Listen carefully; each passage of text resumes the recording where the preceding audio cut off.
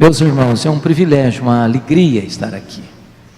Então eu quero compartilhar com você o texto que está em primeira carta de Paulo aos Tessalonicenses, capítulo 4, versos 13 a 18. E peço a você que após a leitura do texto, mantenha sua Bíblia aberta comigo nesta passagem, para acompanharmos juntos a exposição. 1 Tessalonicenses 4, a partir do verso 13. Não queremos, porém, irmãos, que sejais ignorantes com respeito aos que dormem, para não vos entristecerdes como os demais que não têm esperança.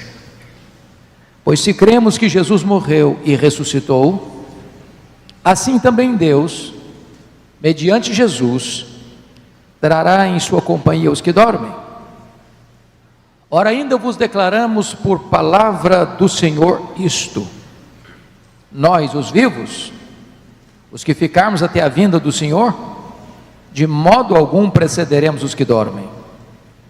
Porquanto o Senhor mesmo, dado a sua palavra de ordem, ouvida a voz do arcanjo e ressoada a trombeta de Deus, descerá dos céus, e os mortos em Cristo ressuscitarão primeiro.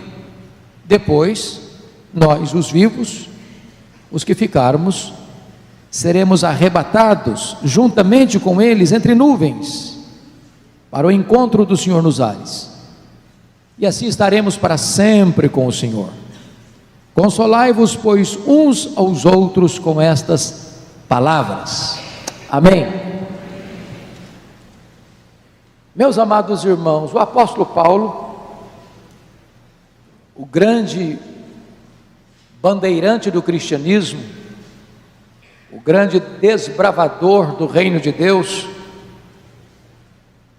o homem que plantou igrejas nas províncias da Galácia, da Macedônia, da Acaia, da Ásia Menor, o homem que dos 27 livros do Novo Testamento escreveu 13, é um teólogo e ao mesmo tempo um pastor. A maioria das cartas que escreveu, as escreveu para responder perguntas, para dirimir dúvidas, para solucionar tensões, e este é um caso aqui. Ele plantou a igreja de Tessalônica na sua segunda viagem missionária. Tessalônica era uma capital de uma província grega, chamada Macedônia, e vocês bem sabem que embora os romanos tivessem dominado o mundo, política e militarmente falando, os romanos não dominaram o campo das ideias.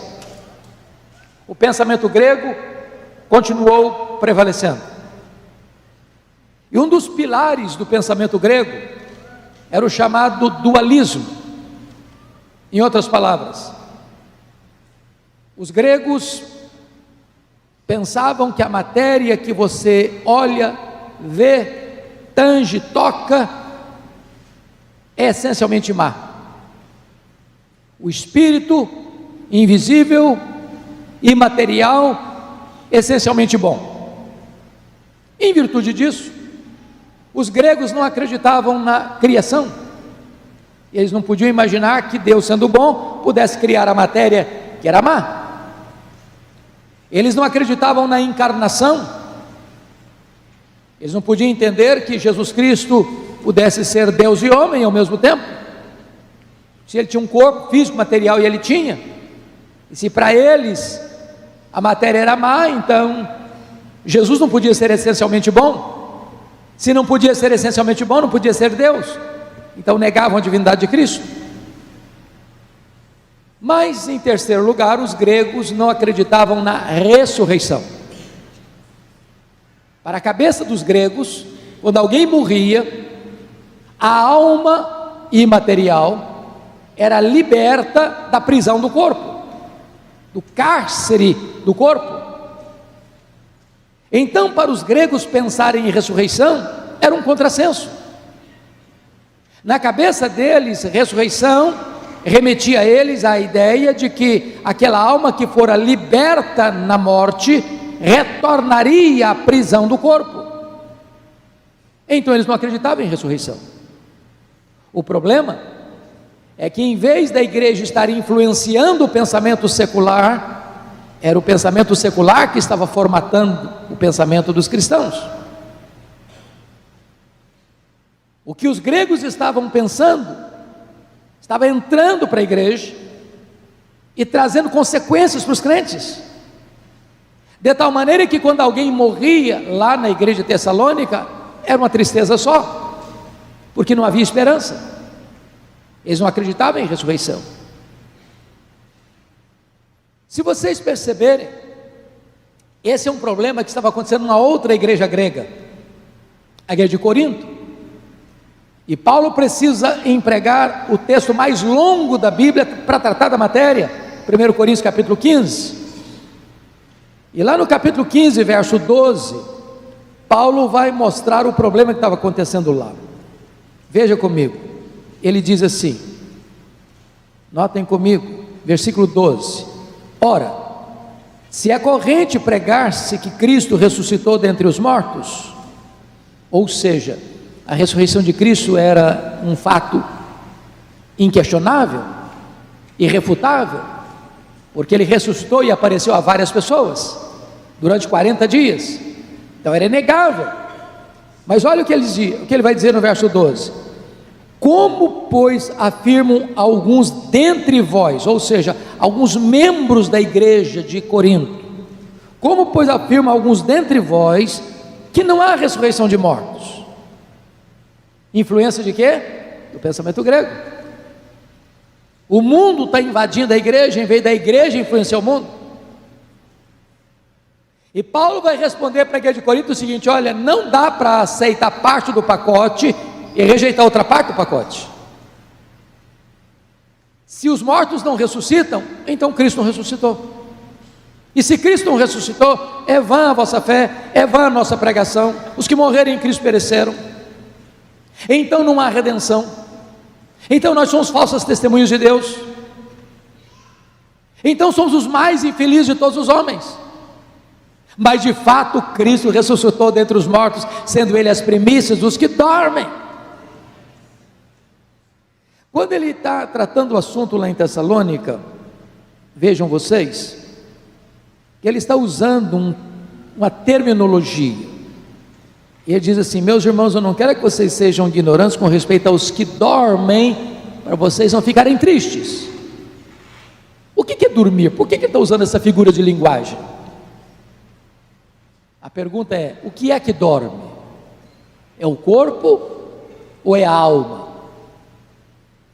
A resposta óbvia é que dorme é o corpo, a alma não dorme, a alma não fica inconsciente. Mas por que ele usa a figura dormir? Por duas razões. Primeiro, quando você fala em dormir, você fala em descansar. O que é a morte para um crente? Apocalipse 14, 13: bem-aventurados aqueles que desde agora morrem no Senhor, para que descansem das suas fadigas. Então, quando você usa a expressão dormiu no Senhor, está descansando.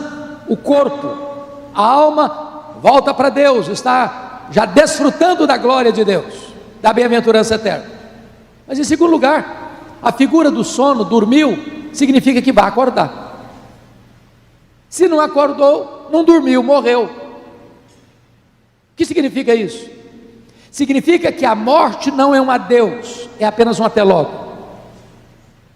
O túmulo não é o nosso último endereço. A morte já morreu, porque Jesus entrou nas entranhas da morte, arrancou o aguilhão da morte, matou a morte e ressuscitou, inaugurando a imortalidade. Mas fica a pergunta, irmãos, de lá e daqui. Nos meus 41 anos de pastorado, talvez a pergunta que eu mais escuto, queridos colegas, é esta: pastor, como é que vai ser lá no céu? Nós vamos nos conhecer? Como é que vai ser o nosso corpo?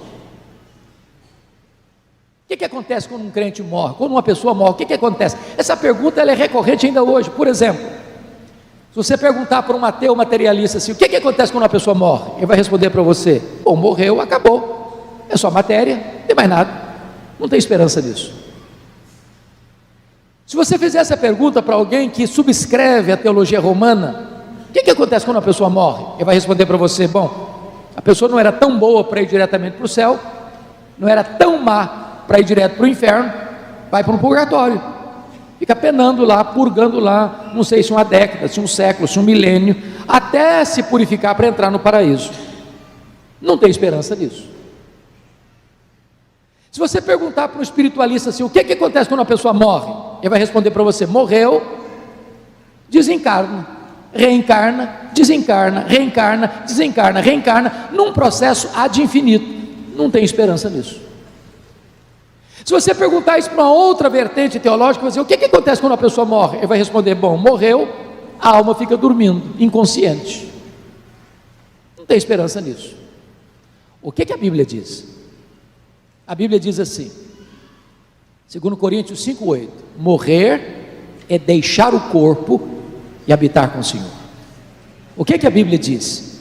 Filipenses 1,23: morrer é partir para estar com Cristo, o que é incomparavelmente melhor.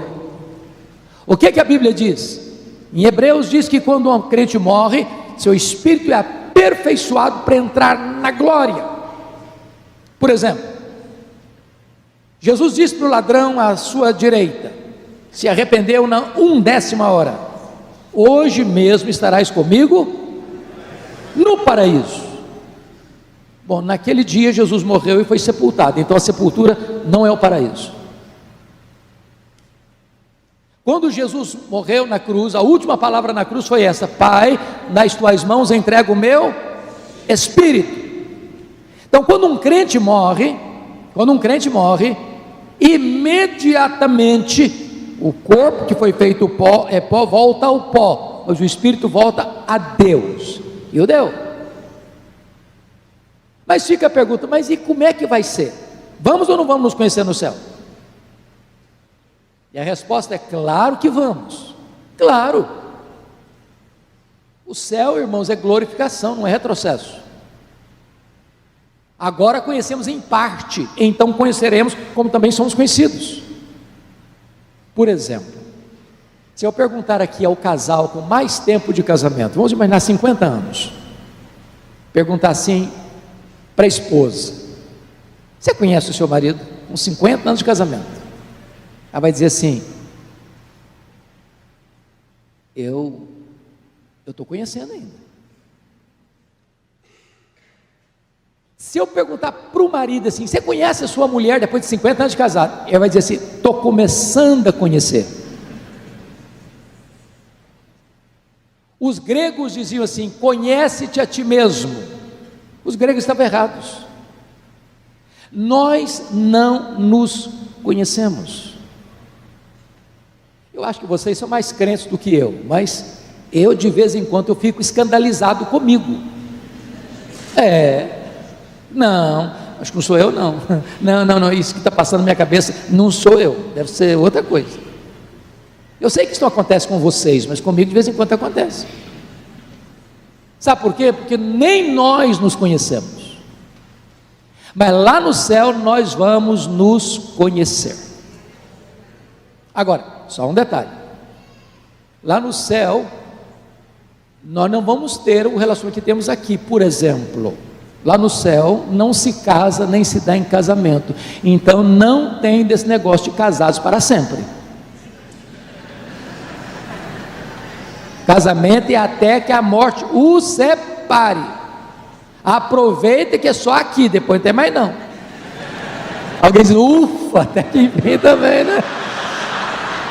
Ah, que pena, podia durar para sempre. Vai durar não. Aproveita. Segundo, lá no céu nós não vamos ser uma família nuclear. O que é uma família nuclear? Marido, mulher, o esposo e filhos. Os outros viram parentes. Lá no céu nós vamos ser uma família só.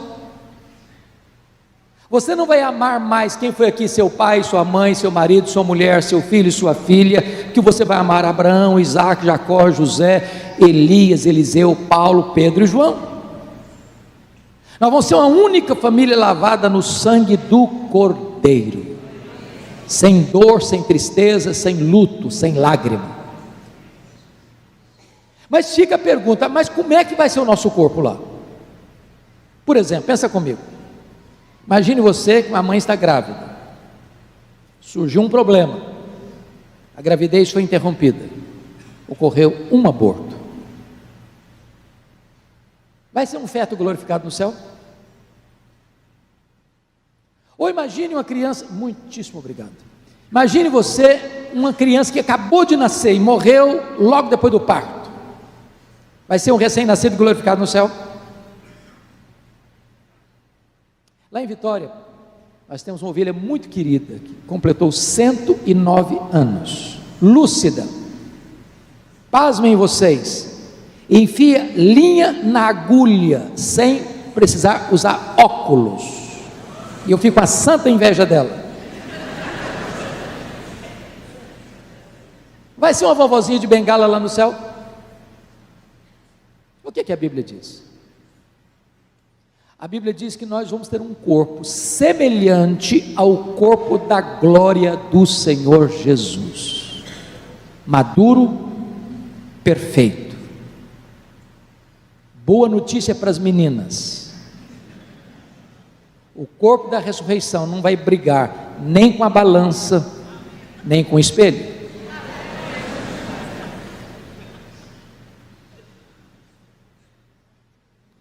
Pastor, isso é especulação? Não, não é especulação. A primeira base da nossa esperança está aí no versículo 15. Ora, ainda vos declaramos por palavra do Senhor isto. Em outras palavras, Deus já se pronunciou sobre o assunto. Deus já tem revelação dada sobre o assunto. Eu não preciso especular. Nós temos garantia do como vai ser, e isso traz esperança. Quando um crente estava morrendo lá na igreja de Tessalônica, era um chororô só, porque a ignorância é mãe da aflição. O conhecimento da verdade traz consolo, remove a tristeza. Então está aqui, meus irmãos, o primeiro pilar da esperança cristã: não temos medo da morte. Morrer para um crente não é uma tragédia, porque morrer é partir para estar com Cristo, o que é incomparavelmente melhor. Mas há um segundo pilar da esperança cristã. Confira comigo o versículo 16, que é a parousia, a segunda vinda de Cristo. Porquanto o Senhor mesmo, dada a sua palavra de ordem, ouvida a voz do arcanjo, ressoada a trombeta de Deus, descerá dos céus. Esta é a verdade magna do cristianismo. Esta é a acrópole da nossa esperança, o pináculo da nossa fé, a nossa esperança mais robusta e sublime. Jesus voltará em grande majestade e glória. Nós estamos como que na ponta dos pés, olhando, aguardando, apressando o dia da vinda do Senhor, dizendo: Maranata, ora vem, Senhor Jesus. Os sinais são eloquentes. O Senhor Jesus Cristo, no seu sermão profético, disse que precisaríamos ter atenção. Primeiro sinal, o engano religioso, desde que ninguém vos engane. Segundo sinal, guerras e rumores de guerras. Terceiro sinal, terremotos em vários lugares. Quarto sinal, fomes. Quinto sinal, epidemias. Sexto sinal, perseguição religiosa. Sétimo sinal, esfriamento do amor. Oitavo sinal, o evangelho sendo pregado em todo o mundo. Nono sinal, a manifestação do homem da iniquidade. Décimo sinal, a apostasia. Olhe para o mundo hoje, olhe para a agenda das nações hoje, e você verá que esses sinais estão todos eles eloquentemente apontando para nós que breve Jesus voltará. A pergunta é como ele voltará. Atos 1:11 diz que ele voltará pessoalmente. Ele não vai mandar um embaixador, ele não vai mandar um arcanjo, nem Miguel, nem Gabriel, nem um querubim, nem um serafim. Ele mesmo virá em majestade e glória. Foi o que os anjos disseram para os galileus: varões galileus, porque estáis olhando para as alturas? Esse mesmo Jesus que viste subir, desse mesmo modo voltará. Ele voltará pessoalmente para buscar a sua igreja, para buscar a sua noiva. Segundo lugar, ele voltará visivelmente. Apocalipse 1:7 diz que todo olho o verá, até aqueles que o traspassaram. Em outras palavras, a segunda vinda será o evento mais público da história. Nenhuma pessoa ficará longe deste acontecimento extraordinário, nem nas montanhas mais geladas da Ásia, nem nos desertos mais quentes da África, nem nas matas mais fechadas da nossa Amazônia, nem numa caverna mais escura. Todo olho verá Jesus voltando em grande majestade e glória. Quando diz que até aqueles que o traspassaram, sabe por quê? Que quando Jesus vier em glória, primeiro fato que vai acontecer, diz a Bíblia, é que os mortos ouvirão a sua voz e sairão dos túmulos, uns para a ressurreição da vida, outros para a ressurreição do juízo. Aqueles que cuspirem Jesus, aqueles que esbordoaram Jesus, aqueles que vilipendiaram Jesus, aqueles que negaram Jesus e ultrajaram o seu nome ao longo dos séculos, terão que ver Jesus vindo na sua majestade e glória. Terceiro, como Jesus voltará? Ele voltará audivelmente. Versículo 16 diz: dada a sua palavra de ordem, ouvida a voz do arcanjo, ressoada a trombeta de Deus, descerá dos céus. Se a segunda vinda será o evento mais público, será também o mais sonoro da história.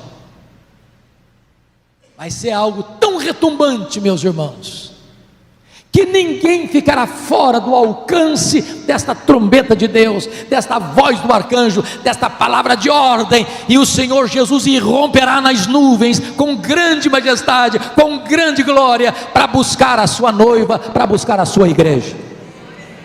Como ele voltará? Quarto lugar, ele voltará repentinamente. Diz a Escritura que vai ser como um relâmpago que risca os céus do oriente ao ocidente. Na linguagem do apóstolo Paulo, em 1 Coríntios 15, diz que vai ser num momento, e a palavra momento no grego é a palavra átomos, de onde vem a nossa palavra portuguesa átomo. Isso significa, vai ser tão rápido como um abrir e fechar de olhos, ou como o faiscar de uma estrela, ou como o dardejar da cauda de um peixe. Sabe o que significa isso? Não vai ter condições de você se preparar na última hora. Se você não tiver azeite na sua lâmpada, você enfrentará o juízo de Deus. Hoje é o dia oportuno. Prepara-te, ó Israel, para te encontrares com o teu Deus. Quinto lugar, como Jesus voltará? Ele voltará inesperadamente. Vai ser como ladrão. Nenhum ladrão manda um telegrama ou manda um WhatsApp, um e-mail dizendo: olha, tal dia eu chego na sua casa, prepara um cafezinho, faz um pãozinho de queijo que eu vou chegar. Sabe o que significa isso? A segunda vinda de Cristo não vai ser um dia óbvio. Não. Todas as pessoas que marcaram a volta de Jesus, desculpem da expressão, quebraram a cara, porque não é um dia óbvio. Vai ser um dia comum, onde os pais vão se levantar para levar filho na escola, para pegar filho na escola, para ir para o trabalho, para voltar do trabalho, para viajar, para ficar em casa. Quando ninguém estiver esperando, ele chega. Esse dia vai pegar de surpresa os filhos das trevas, mas os filhos da luz vão estar aguardando, vão estar esperando e vão dizer: Maranata, vem Senhor Jesus. Quando perguntaram para o Wesley: o que você gostaria de fazer quando Jesus voltar? Ele respondeu: eu gostaria de fazer o que eu faço todo dia eu estou esperando, todo dia eu estou aguardando, todo dia eu estou dizendo: Maranata, vem Senhor Jesus. Como Jesus voltará? Jesus voltará inescapavelmente. 1 Tessalonicenses 5 diz que vai ser como uma mulher grávida que está para dar luz. Não dá para cancelar a segunda vinda de Cristo. Não tem corte humana, por mais egrégia que ela seja, que possa, não, eu vou cancelar. Jesus não volta mais. Ele vai voltar, querendo os homens ou não, ele vai voltar, querendo os poderosos sim ou não, ele vai voltar, e ele vai voltar inescapavelmente. Como Jesus voltará? Meus amados, Jesus voltará vitoriosamente. Diz a Bíblia que ele vai colocar todos os seus inimigos debaixo dos seus pés. Diz a Bíblia que vai lançar no lago do fogo o anticristo, o falso profeta, o diabo, a morte e todos aqueles cujos nomes não estão escritos no livro da vida. E ele então vai reinar vitoriosa e gloriosamente com a sua igreja. Isso não é hipótese, isso é revelação de Deus. Mas há uma terceira base da nossa esperança, está aí no versículo 16, na parte B, e diz assim: e os mortos em Cristo ressuscitarão primeiro. A pergunta é: primeiro em relação a quem? O texto é claro: aos que estiverem vivos. Então preste atenção aqui. Quando Jesus voltar, duas coisas vão acontecer. Primeiro, os mortos em Cristo ressuscitam. Por que está falando mortos em Cristo? Porque ele está falando para a igreja. Para a igreja. Depois que os mortos ressuscitarem, então os que estiverem vivos serão transformados e arrebatados. O que Paulo está dizendo aqui, para consolar a igreja que estava triste quando alguém morria, é o seguinte: olha, não tem prejuízo quando um crente morre. Primeiro, que quando ele morre, imediatamente a sua alma começa a reinar com Cristo no céu. Segundo, quando Jesus voltar, aqueles que estão lá com ele, desde Abel, a primeira pessoa a morrer na história, voltará com Jesus em glória. E então, aquele corpo que estava no pó, foi feito pó e é pó, escuta a voz de Jesus e se levanta do túmulo. Um corpo imortal, incorruptível, glorioso, poderoso, espiritual, celestial, semelhante ao corpo da glória do Senhor Jesus. E esse corpo agora glorificado se une àquela alma que já estava na glória, e assim seremos arrebatados e todos nós encontraremos o Senhor Jesus nos ares. A grande pergunta é: como é que vai ser o nosso corpo? E Paulo responde essa pergunta lá na sua carta aos Coríntios, e eu gostaria de levar os irmãos para lá, porque Paulo vai detalhar uma das perguntas mais constantes ainda hoje: como é que vai ser o nosso corpo? Então abra lá 1 Coríntios 15, a partir do verso 35.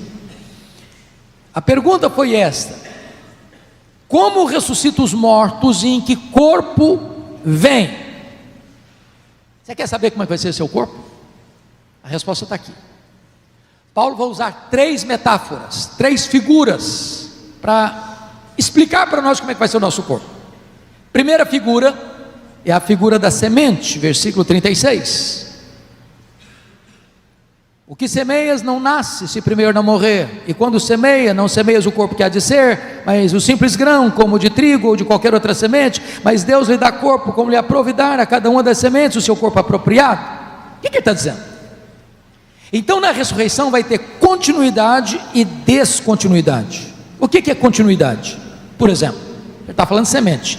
Se você planta uma semente de manga, você não vai colher abacate, você vai colher manga. O que ele está querendo ensinar com isso? Morreu José da Silva, não é o Antônio Pereira que vai ressuscitar, é o José da Silva. Morreu crente, salvo pela graça, ressuscita para a ressurreição da vida. Morreu ímpio, descrente, ressuscita para a ressurreição do juízo. A morte não é uma varinha de condão que muda ninguém. Isso é continuidade. Qual é a descontinuidade? Ele começa a explicar no versículo 42. Semeia-se em fraqueza, ressuscita-se semeia-se na corrupção, diz ele, versículo 42, ressuscita-se na incorrupção. Sabe o que significa isso? Esse corpo nosso, irmãos, começa a envelhecer no dia que nós nascemos. Não tem como driblar o tempo. Só em filme de ficção. Na realidade, não. Querendo ou não, gostando ou não, o tempo vai esculpindo algumas rugas no nosso rosto, indisfarçáveis. As meninas, mais espertas do que os homens, driblam isso um pouquinho melhor. Com um bom cosmético. Às vezes acorda de manhã, é um caos.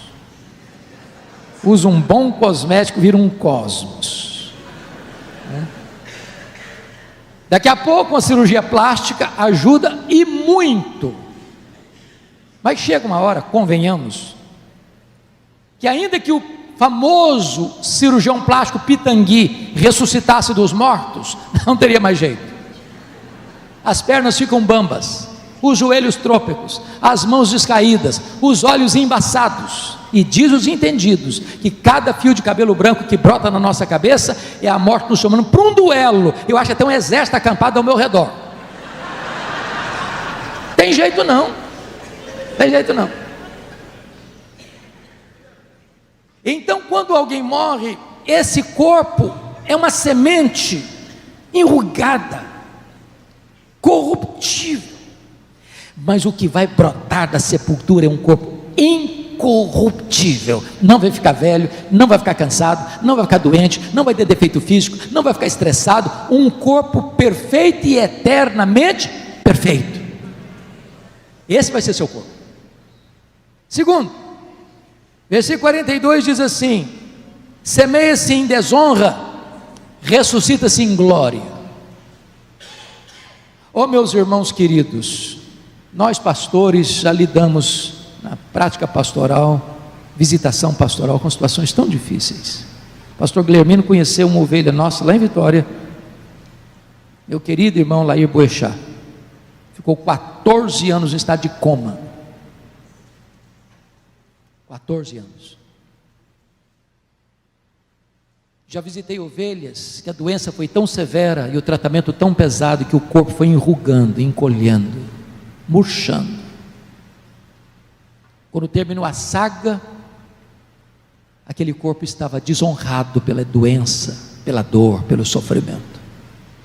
Aquela semente foi semeada lá, desonrada, mas o corpo que vai ressurgir daí é um corpo glorioso, glorioso. Daniel chega a dizer que vai ser como o sol no seu fulgor, com aquela glória que Jesus apareceu a João na ilha de Patmos, cabelos brancos como a neve, olhos como chama de fogo, pés como de bronze polido, voz como de muitas águas, o rosto brilhando como o sol no firmamento. Assim será o nosso corpo, glorioso. Versículo 43, semeia-se em fraqueza, ressuscita-se em poder. Eu fui criado na roça mesmo, e vi muito bezerrinho nascer lá no campo.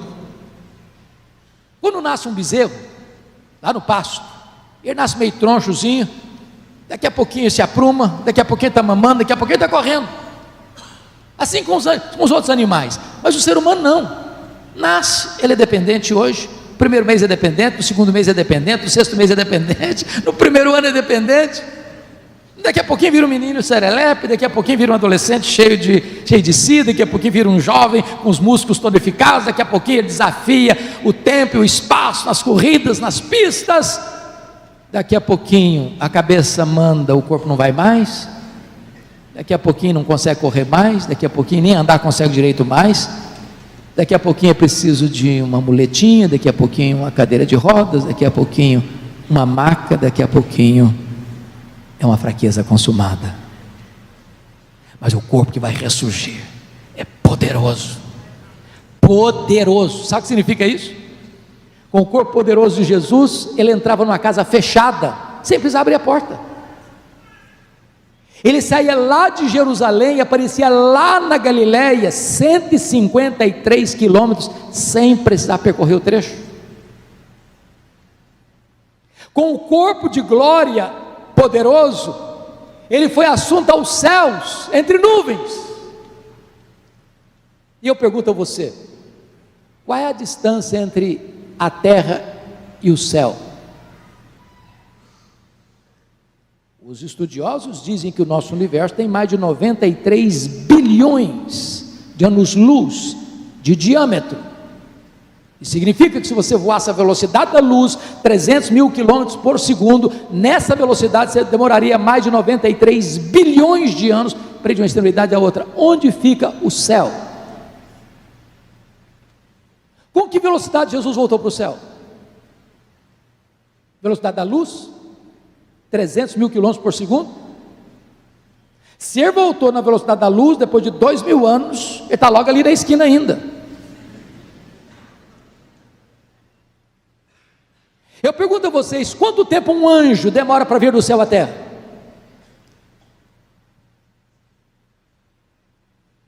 A Bíblia diz que nós teremos como os anjos? Não no sentido que não teremos um corpo.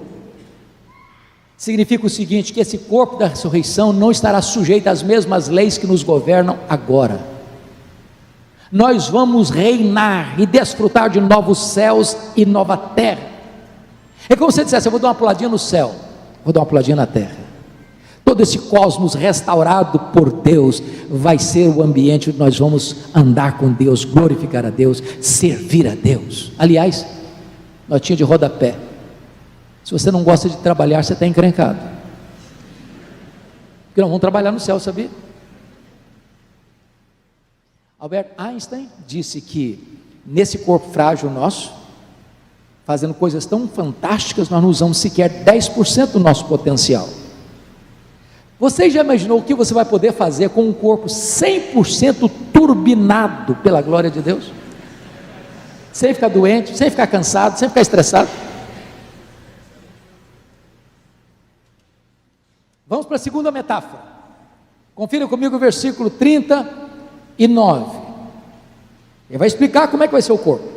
Ele diz, nem toda a carne é a mesma, porém uma é a carne dos homens, outra a carne dos animais, outra a carne das aves, outra a carne dos peixes. Ué, Paulo, agora eu não estou te entendendo. Será que Paulo está sugerindo para nós aqui que os animais, que as aves, que os peixes também vão ressuscitar? É isso que ele está falando? Meus irmãos, porque esse negócio está ficando complicado hoje, sabia? Eu amo pets, os animaizinhos, eu gosto mesmo. Quem entende os provérbios que tem que cuidar e cuidar bem. Mas está ficando, acho que passando um pouco do ponto hoje, sabia? Pasmem vocês, tem gente dormindo com cachorro debaixo do mesmo cobertor.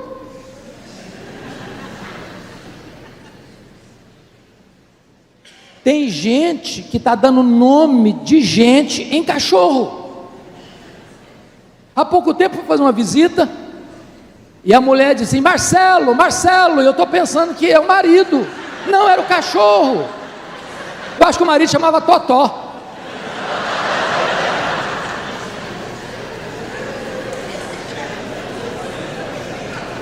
Tem Marcelo aqui não, né?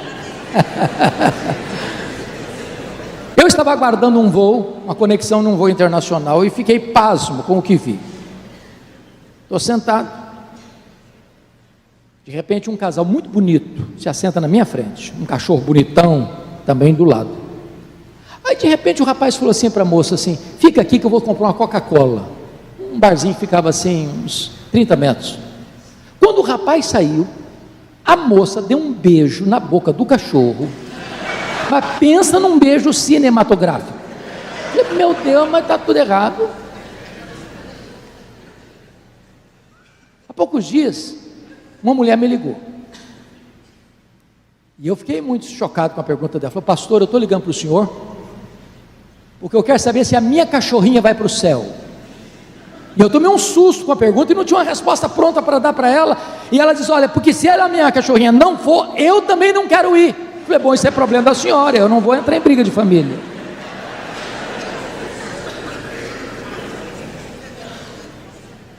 Deus criou 3 tipos de seres: anjos, homens e mulheres, e animais, voláteis, terrestres e aquáticos. Os anjos são espírito e não têm corpo, não morrem. Os animais têm corpo, mas não têm espírito, morrem e acabou. Os homens criados à imagem e semelhança de Deus têm corpo e espírito. Ao morrer, o corpo volta para o pó, o espírito volta para Deus. Pasmem vocês, um ministro presbiteriano, calvinista reformado, vai fazer uma cerimônia de casamento de membros da igreja. Sabe quem levou a aliança no altar? A cachorrinha da família.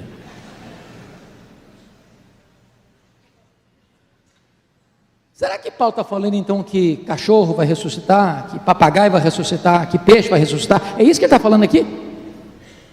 Não. Então, me permito ilustrar para você não chegar a uma conclusão errada acerca de Paulo.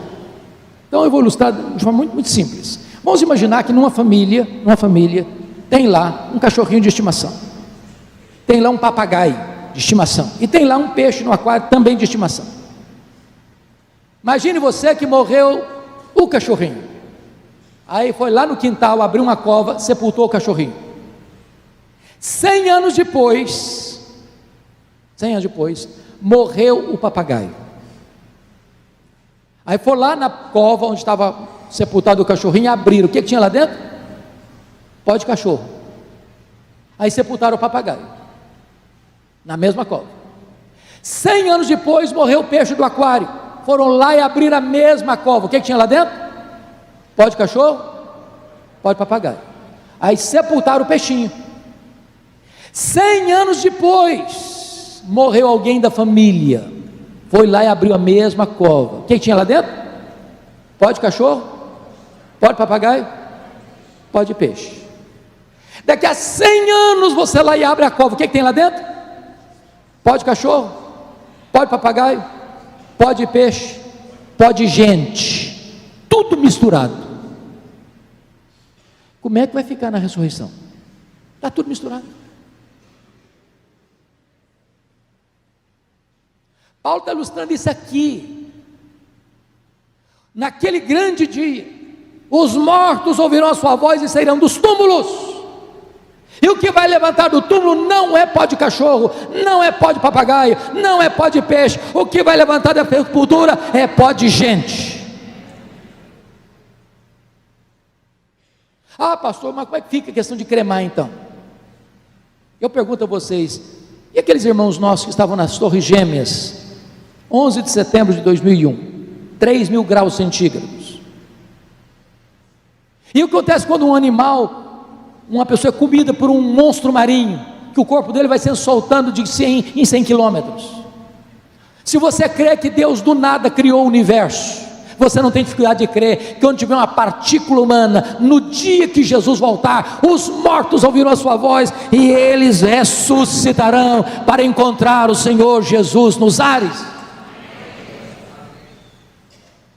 Vamos à última metáfora, versículo 40. Terceira e última metáfora. Respondendo, que corpo nós vamos ter? Também há corpos celestiais e corpos terrestres, e sem dúvida um é a glória dos celestiais e a outra dos terrestres. Um é a glória do sol, outra é a glória da lua, outra é a glória das estrelas, porque até entre estrela e estrela também há diferenças de esplendor, pois assim também há a ressurreição dos mortos. Pronto, o que ele está falando? O que ele está falando é que embora todos os corpos ressuscitados que vão para a glória vão brilhar, nem todos vão brilhar com a mesma intensidade. Daniel 12 diz que aqueles que a muitos conduzirem à justiça vão brilhar como o sol no seu fulgor. Eu acho que tem crente que vai entrar no céu assim meio lusco-fusco. talvez o que Paulo está tratando aqui é aquilo que ele ensinou lá em 1 Coríntios capítulo 3, 15 em diante.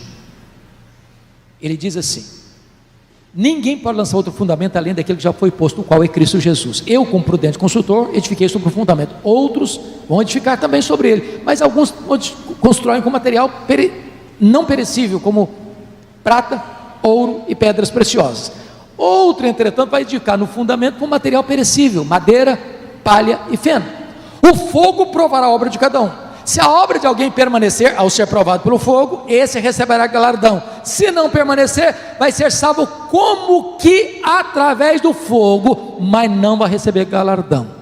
Eu acho que tem crente que vai entrar no céu com cheio de fumaça. Preste atenção nisso. Salvação é pela graça, mas galardão é pelas obras.